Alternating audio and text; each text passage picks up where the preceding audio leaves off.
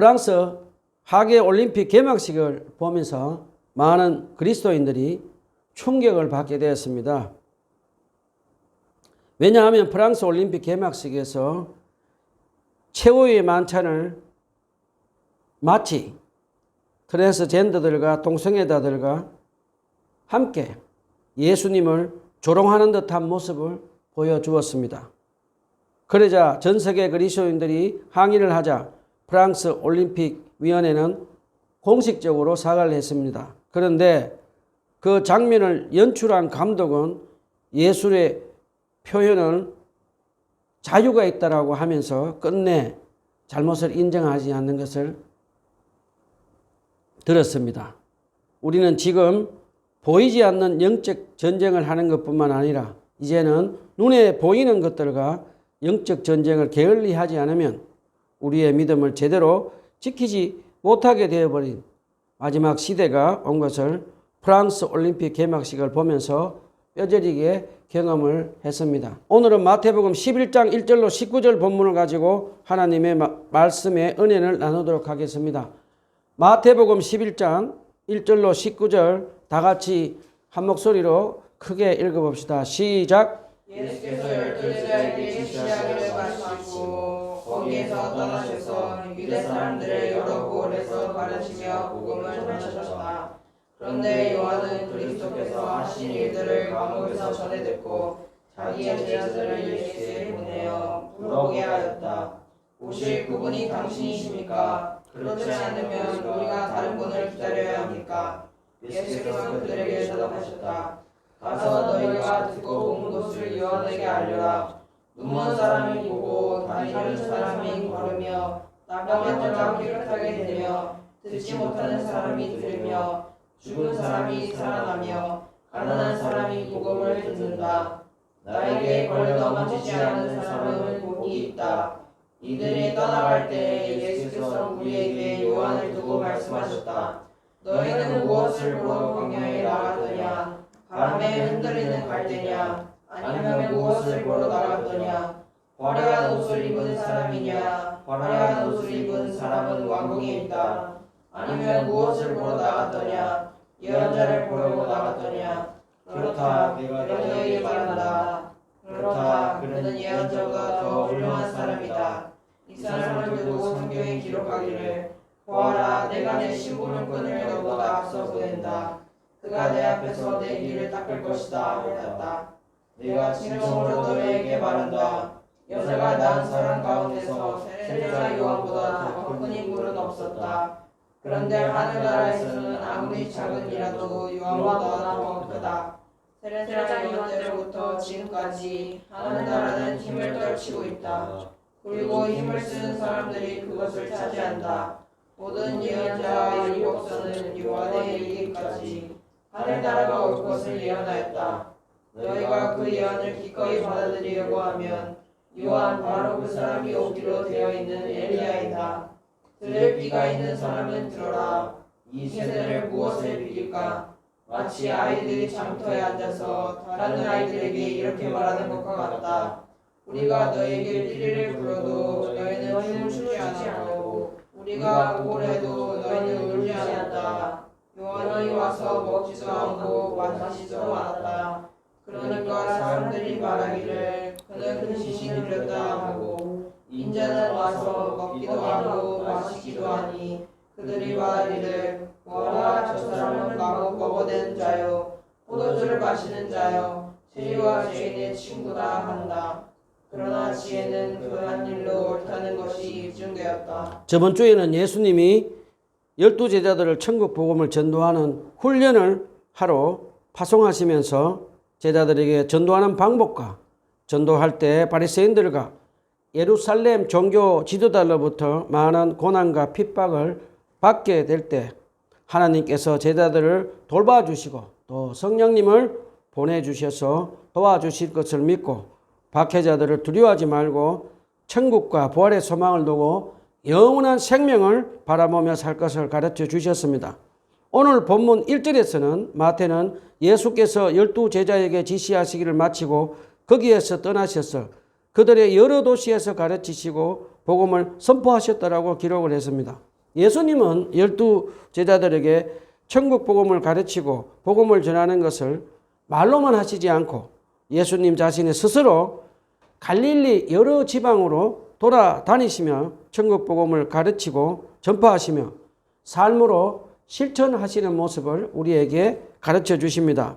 그 반대로 예루살렘 종교 지도자들인 바리새인들과 율법학자들은 사람들에게 말로만 가르치고 그들이 가르친 것을 실천하지 않고 다른 사람에게 무거운 짐을 지게 하는 악한 짓을 하다가 예수님께 호된 질책을 당하는 것을 복음서에서 우리는 배울 수 있습니다.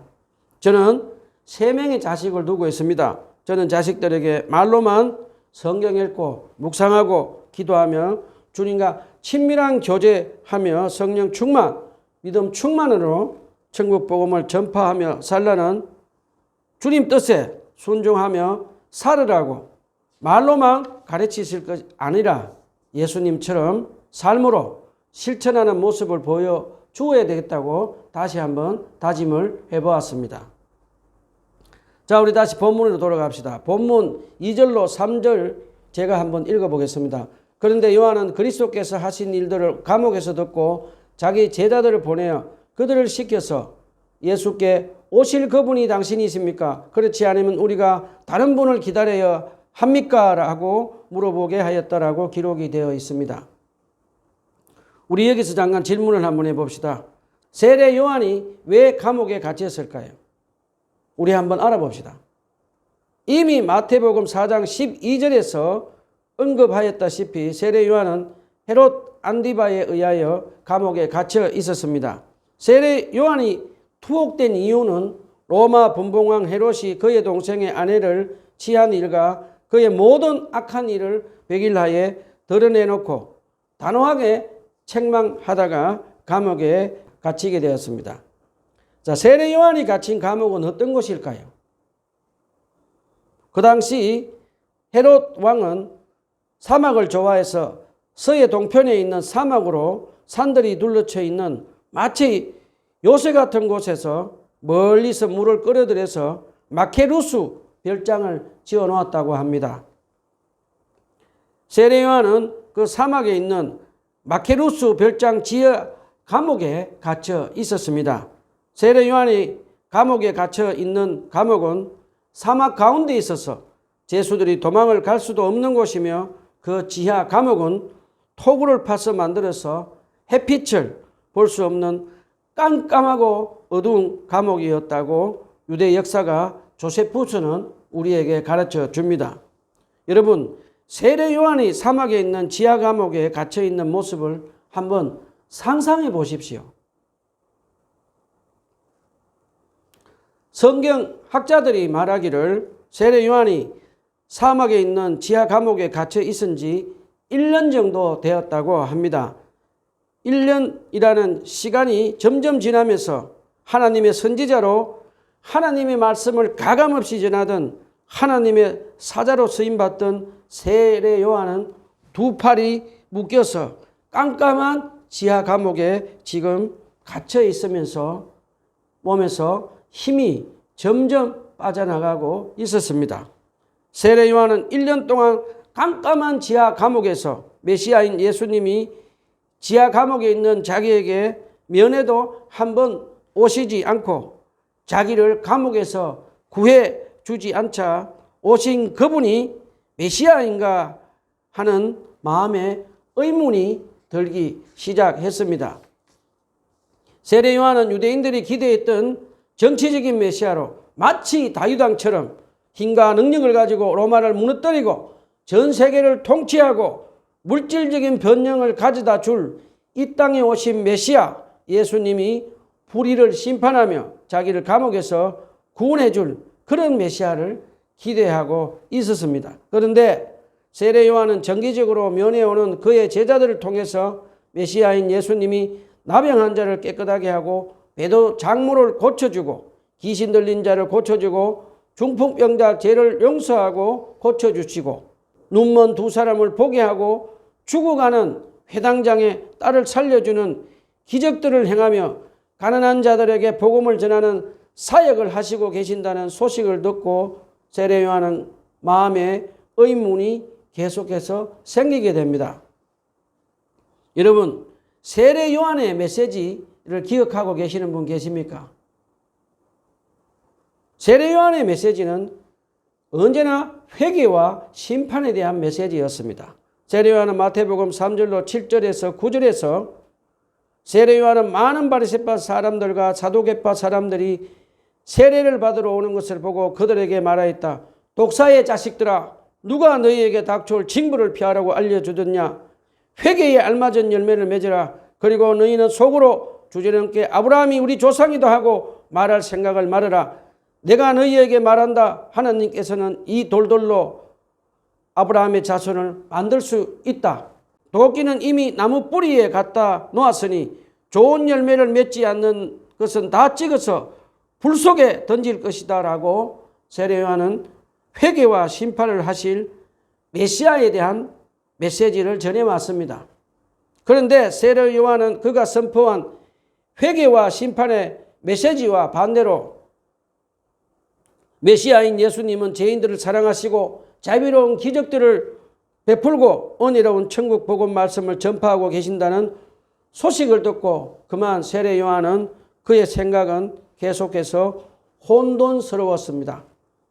아마도 세례 요한은 이사야서 11장 4절의 예언의 말씀, 이 땅에 오신 메시아 예수님께서 공의의 심판을 행하사 그 당시 유대 사회의 온갖 부조리와 불의를 바로잡고 그 입술의 기운으로 악인을 죽일 것이다 라고 기록한 그 말씀을 기대하고 있었을 것입니다.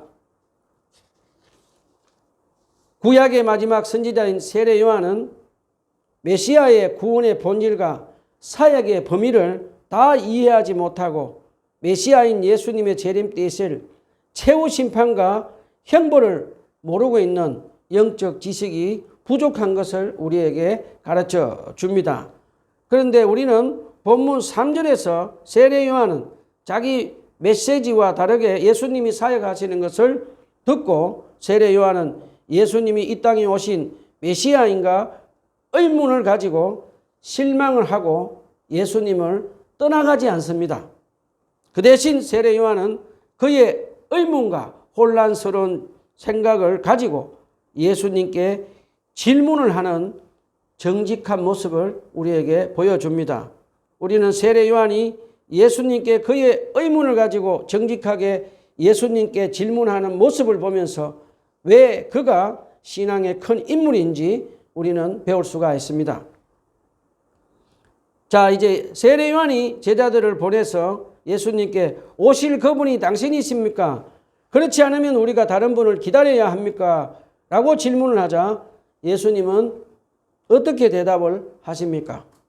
본문 4절에서 예수님은 요한의 제자들에게 가서 너희가 듣고 본 것을 요한에게 알려라고 대답을 하십니다. 예수님은 세례 요한 제자들에게 예수님이 하신 사역을 눈으로 보고 귀로 들은 것을 세례 요한에게 전하라고 말씀을 하십니다. 그러면서 예수님은 지하 감옥에 갇혀서 주의 길을 예비하며 헤롯 왕의 불의를 질책하다가 감옥에서 고생하는 세례 요한의 질문을 들으시고 예수님은 세례 요한을 질책하지 않았습니다. 예수님은 오히려 세례 요한의 질문을 받으시고 친절하게 자세하게 대답을 해 주십니다. 예수님은 본문 5절에서 이렇게 말씀하십니다. 눈먼 사람이 보고 저는 사람이 걷고 나병 환자가 깨끗해지고 기먹은 사람이 듣고 죽은 사람이 살아나고 가난한 사람이 복음을 듣는다라고 말씀하십니다. 예수님의 이와 같은 대답은 세례 요한으로 하여금 구약의 메시아에 대한 말씀, 특별히 이사야서에 예언된 말씀들, 이사야서 35장 5절로 6절 말씀, 또 이사야서 61장 1절을 생각나도록 하여서 이 땅에 오신 메시아에 대한 예수님에 대한 의구심을 풀도록 해 주십니다.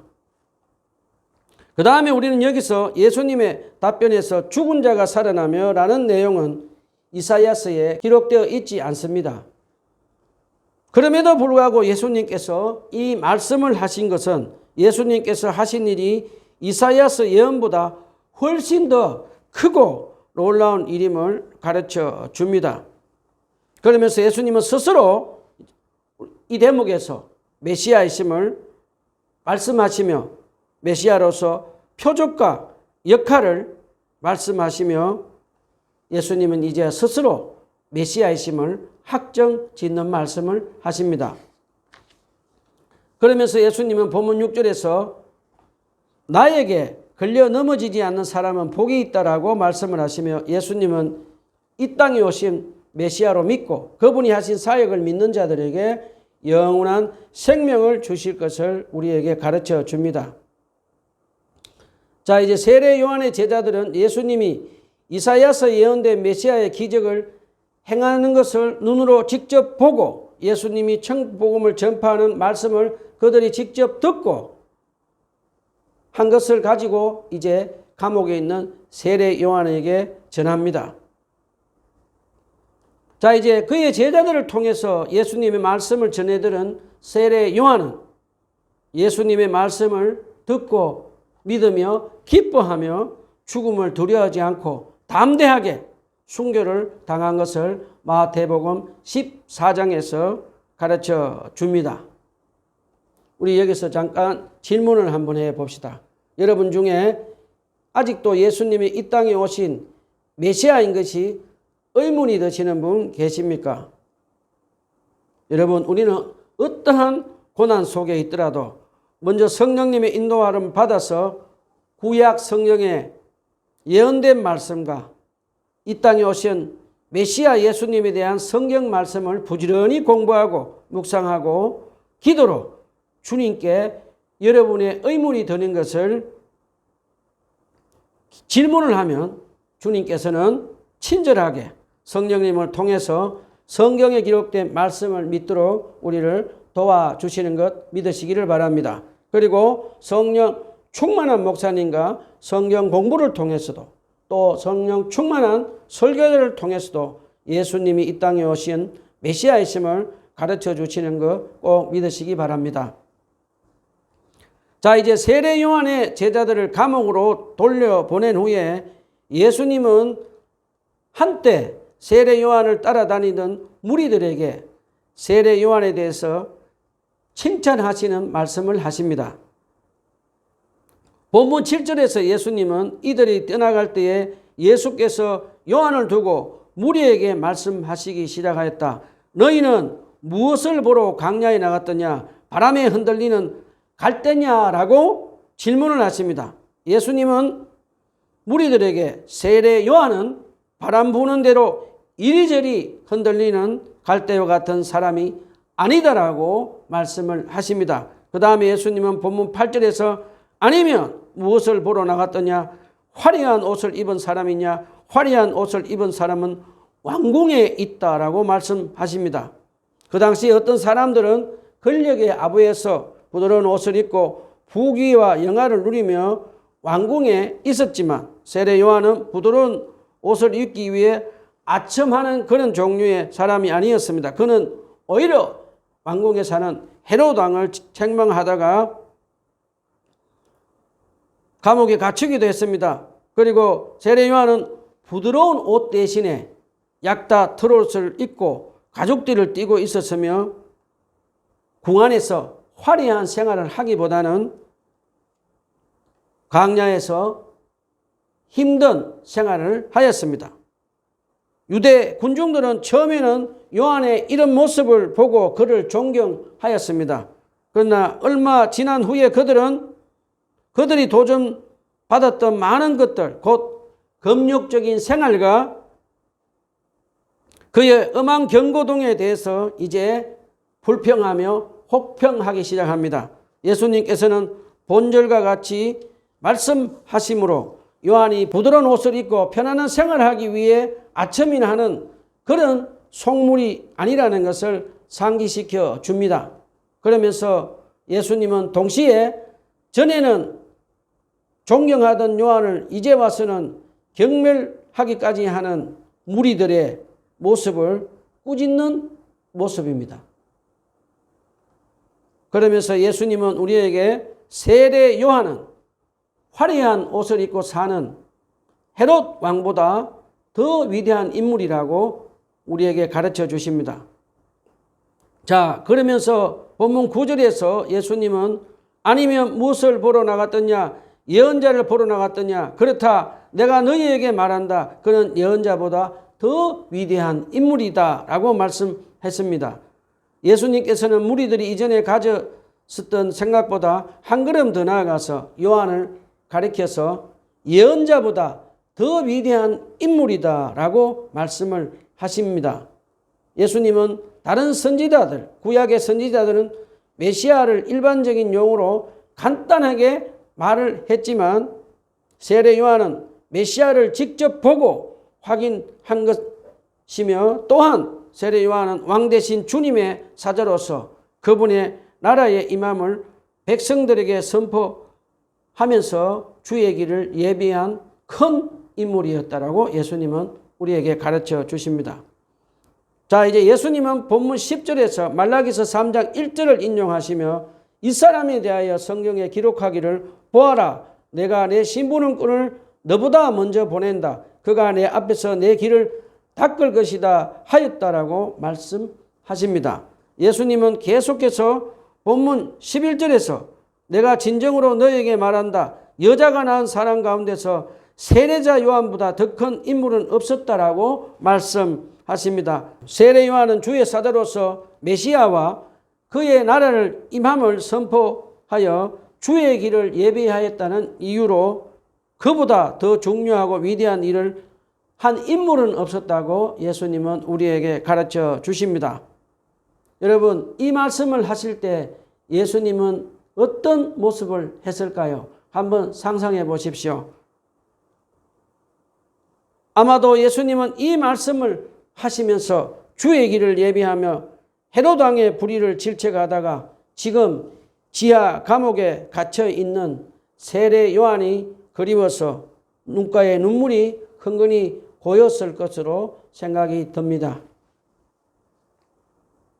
자, 이제 잠시 후에 예수님은 그러나 하늘나라에서는 아무리 작은 이라도 요한보다 더 크다라고 말씀하시며 세례 요한과 신약에서 하늘나라에 사는 성도들과 대조를 하시는 말씀을 하십니다.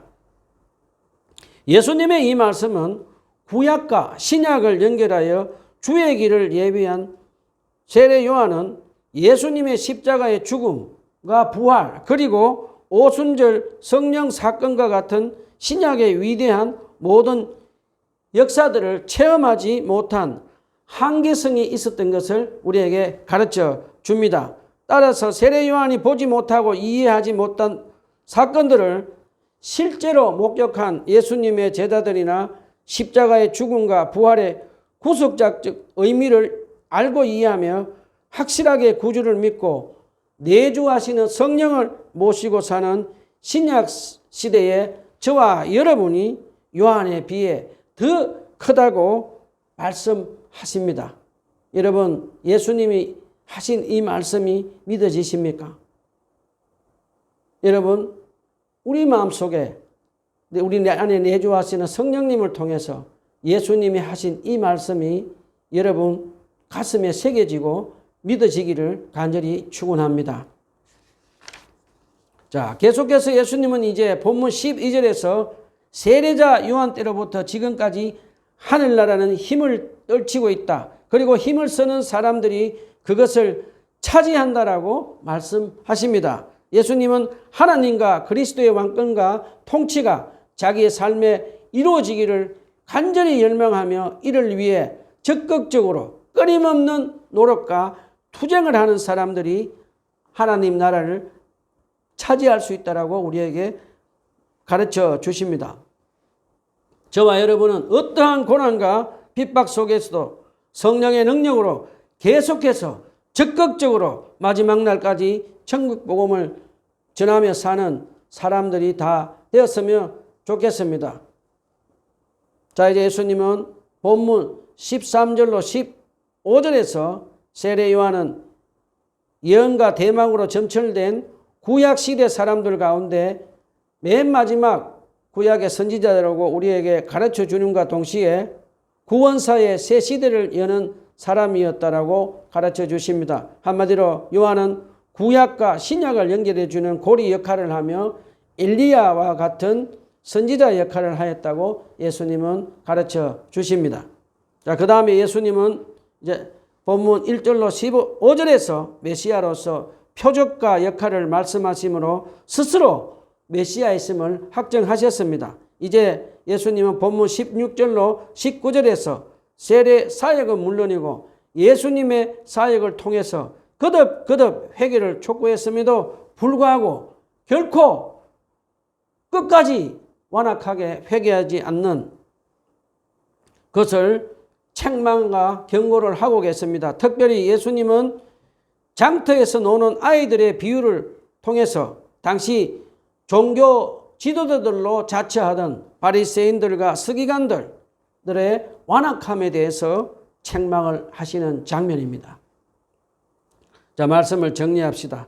사랑하는 형제 자매 여러분, 저와 여러분은 날마다 성경 말씀을 묵상하고 기도로 부활하신 주님과 친밀한 교제로 성령 충만함을 받아서 주님으로부터 주의 길을 예비하며 엘리야와 같은 선지자 역할을 하며 여자가 낳은 자 중에 제일 큰 자라고 주님께 칭찬받은 세례 요한처럼 저와 여러분은 주님의 재림을 기다리며 어떠한 고난과 핍박 속에서도 나를 부인하고 자기 십자가를 지고 성령의 능력으로 계속해서 적극적으로 천국 복음을 전하며 살며 마지막 날 주님께 착하고 충성된 종이라고 칭찬받는 우리 모두가 다 되었으면 좋겠습니다. 기도합시다.